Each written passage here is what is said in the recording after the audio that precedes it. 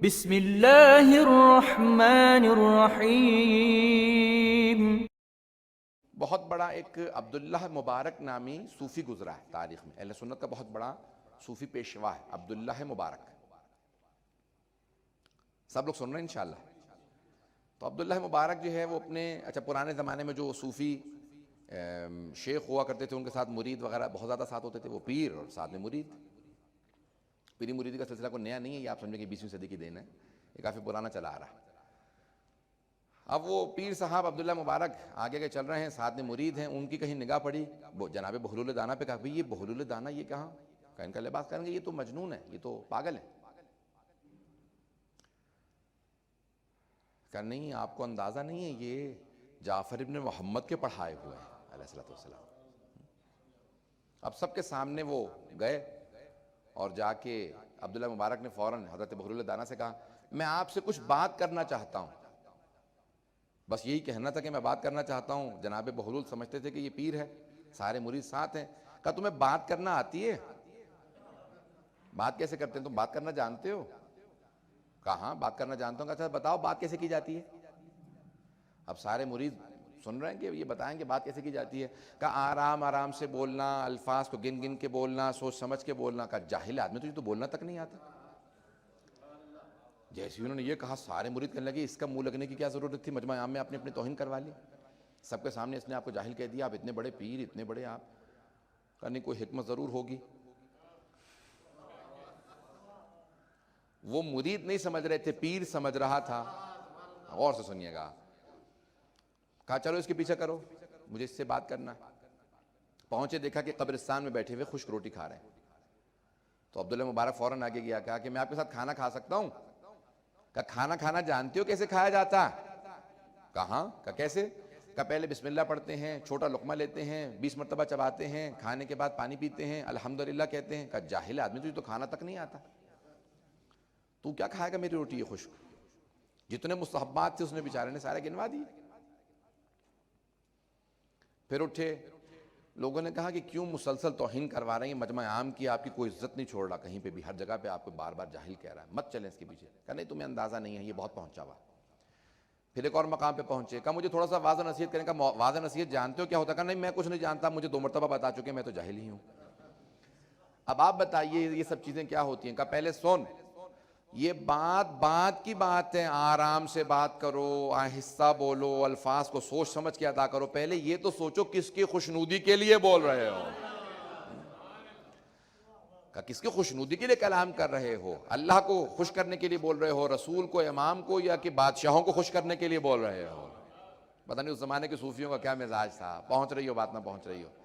اور کھانے کی یہ تو سب بات کی باتیں ہیں، لقمہ چھوٹا لو، پہلے بسم اللہ پڑھو، بعد میں الحمدللہ کہو، پہلے یہ تو دیکھ لو کسی یتیم کا حق تو غصب نہیں کیا ہے، آل محمد کا غصبی تو نہیں کھا رہے ہو، دنیا کے اندر کو حرام تو ہاتھ میں نہیں لے لیا ہے۔ جب حلال کھاؤ گے بعد میں مستحبات کی نوبت آئے گی، مستحبات کی نوبت تو بعد میں آتی ہے، پہلے بنیادی چیزیں تو درست کرو اگر بات پہنچ رہی ہو۔ تو اب وہ عبداللہ مبارک رونے لگا، سارے شاگرد کہنے لگے کہ استاد یہ تو آپ سے زیادہ قابل ہے، کہ اب جو اتنی دیر سے میں بتا رہا تھا، کہ اب ہمیں موعظہ نصیحت کیجئے۔ کہا عبداللہ مبارک میری 3 شرائط ہیں، اگر شرائط مان لے تو کچھ نصیحت کروں گا۔ کہا بتا شرائط کیا ہیں؟ کہا پہلی شرط یہ ہے کہ جب اللہ کا ایک ادنا سا بندہ ملک الموت تیری روح قبض کرنے کے لیے آئے تو اسے کہنا کہ ابھی روح قبض مت کرو،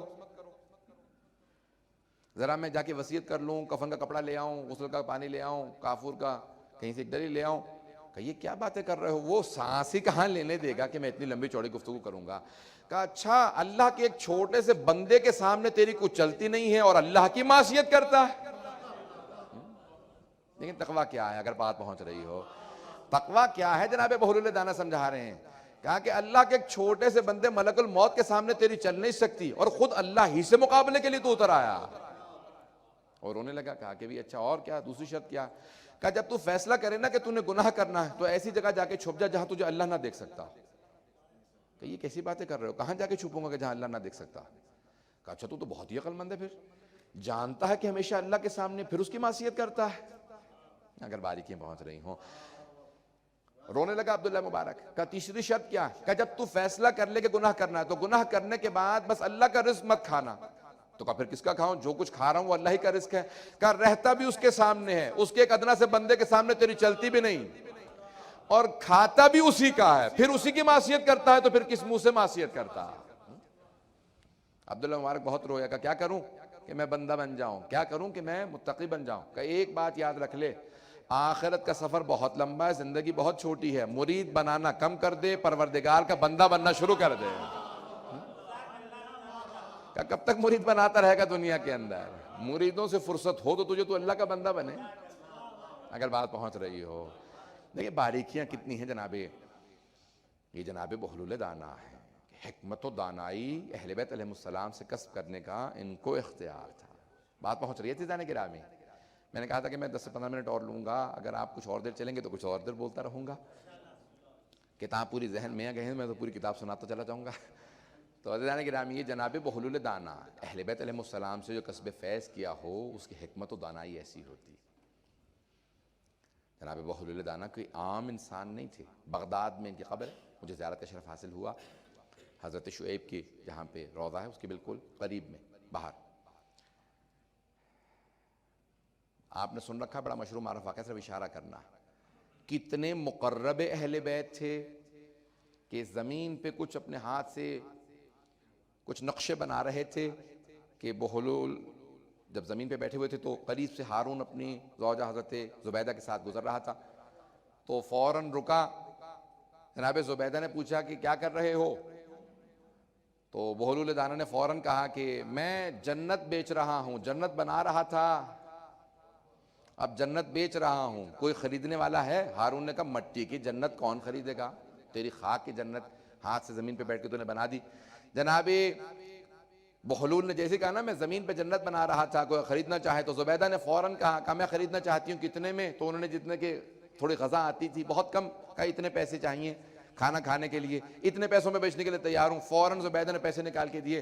کہا کہ اے بحلول میں نے سارے پیسے دے دی, جنت مجھے بیچ دے. کہا جا جنت تیری ہوئی. اسی رات ہارون الرشید نے خود خواب میں دیکھا کہ روز قیامت ہے, زبیدہ جنت میں جا رہی ہے. جیسے یہ پہنچا تو فرشتوں نے دھکا دیا, جہنم میں ڈال دیا. کہا بھی میں بھی جنت میں جانا چاہتا ہوں. کہا کہ نہیں, زبیدہ نے دنیا میں جنت خرید لی تھی, تو جہنمی ہے. جیسی صبح اٹھا دوڑتا ہوا, کہا بحلول کو تلاش کرو. کہا بحلول میں بھی سودا کرنے کے لیے آیا ہوں. کہا نہیں, میں صرف انہیں جنت فروخت کرتا ہوں جو بغیر دیکھے سودا کرتے ہیں.